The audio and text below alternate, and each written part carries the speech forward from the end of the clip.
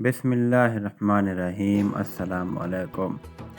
حافظ ابن عساکر عبداللہ بن حذیفہ رضی اللہ تعالی عنہ کا واقعہ بیان کرتے ہیں کہ آپ کو رومی کافروں نے قید کر لیا اور اپنے بادشاہ کے پاس پہنچا دیا۔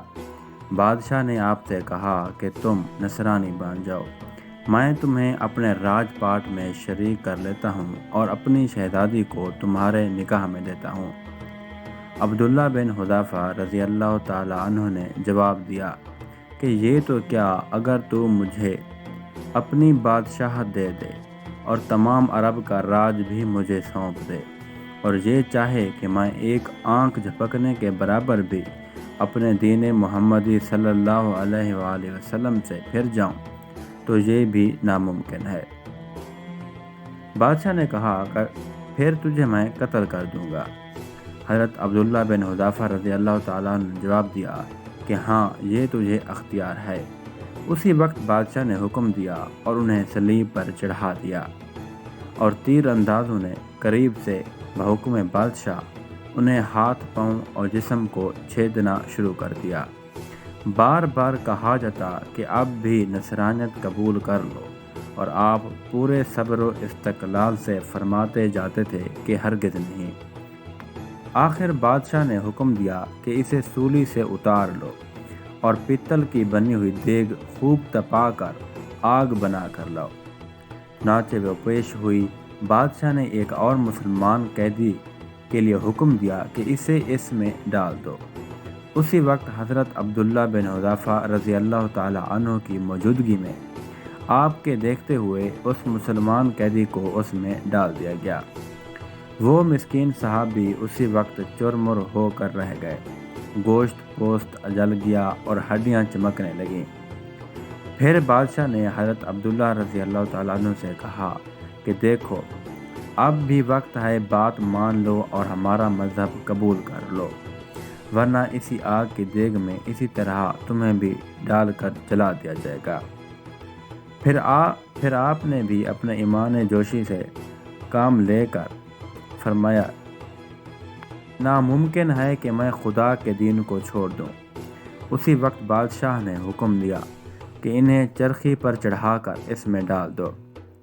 جب یہ اس آگ کی دیگ میں ڈالے جانے کے لیے چرخی پر اٹھائے گئے تو بادشاہ نے دیکھا کہ ان کی آنکھوں میں سے آنسو نکل رہے ہیں۔ اسی وقت اس نے حکم دیا کہ رک جائیں اور انہیں اپنے پاس بلا لیا، اس لیے کہ اب اسے امید بن گئی تھی کہ شاید اس عذاب کو دیکھ کر اس کے خیالات بدل گئے ہوں، میری مان لے گا اور میرے مذہب کو قبول کر کے میری دامادی میں آ کر میری سلطنت کا ساجی بن جائے گا۔ لیکن بادشاہ کی یہ تمنا بے سود نکلی۔ حضرت عبداللہ رضی اللہ تعالی عنہ نے فرمایا کہ میں صرف اس وجہ سے رویا تھا کہ آج ایک ہی جان ہے جسے راہ خدا میں اس عذاب کے ساتھ قربان کر رہا ہوں۔ کاش کہ میرے دائیں بائیں میں ایک ایک جان ہوتی تو آج سب جانیں راہ خدا میں اسی طرح ایک ایک کر کے فدا کر دیتا۔ بعض روایات میں ہے کہ آپ کو قید خانہ میں رکھا اور کھانا پینا بند کر دیا گیا۔ کئی دن کے بعد شراب اور خنزیر کا گوشت بھیجا، لیکن آپ نے اس بھوک پر بھی اس کی طرف توجہ تک نہ فرمائی۔ بادشاہ نے آپ کو بلا بھیجا اور اسے نہ کھانے کا سبب دریافت کیا تو آپ نے جواب دیا کہ اس حالت میں میرے لیے جائز تو ہو گیا ہے، لیکن میں تجھ جیسے دشمن کو اپنے بارے میں خوش ہونے کا موقع بھی نہیں دینا چاہتا۔ اب بادشاہ نے کہا کہ اچھا، تم میرے سر کا بوسہ لے لو تو میں تمہیں اور تمہارے ساتھ کے تمام قیدیوں کو رہا کر دیتا ہوں۔ آپ نے اسے قبول فرما لیا اور اس کے سر کا بوسہ لے لیا، اور بادشاہ نے بھی اپنا وعدہ پورا کیا۔ آپ اس طرح سے اپنے ساتھیوں کو چھڑانے میں کامیاب ہو گئے۔ عبداللہ بن حذیفہ رضی اللہ تعالی عنہ یہاں سے آزاد ہو کر حضرت عمر فاروق رضی اللہ تعالی عنہ کے پاس پہنچے تو آپ نے انہیں بڑے ادب کے ساتھ منبر رسول صلی اللہ علیہ وآلہ وسلم پر بٹھایا اور فرمایا کہ عبداللہ رضی اللہ تعالی عنہ ہمیں اپنا واقعہ سناؤ۔ جب آپ نے شروع کیا تو خلیفۃ المسلمین رضی اللہ تعالیٰ عنہ کی آنکھوں سے آنسو بہنے لگے، تو آپ نے فرمایا کہ ہر مسلمان پر حق ہے کہ عبداللہ رضی اللہ تعالیٰ عنہ کی پیشانی چومے، اور میں اس کی ابتدا کرتا ہوں۔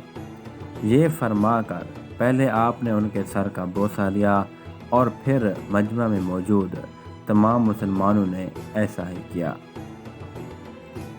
اگر یہ ویڈیو آپ کو پسند آئی ہو تو لائک اور شیئر ضرور کریں۔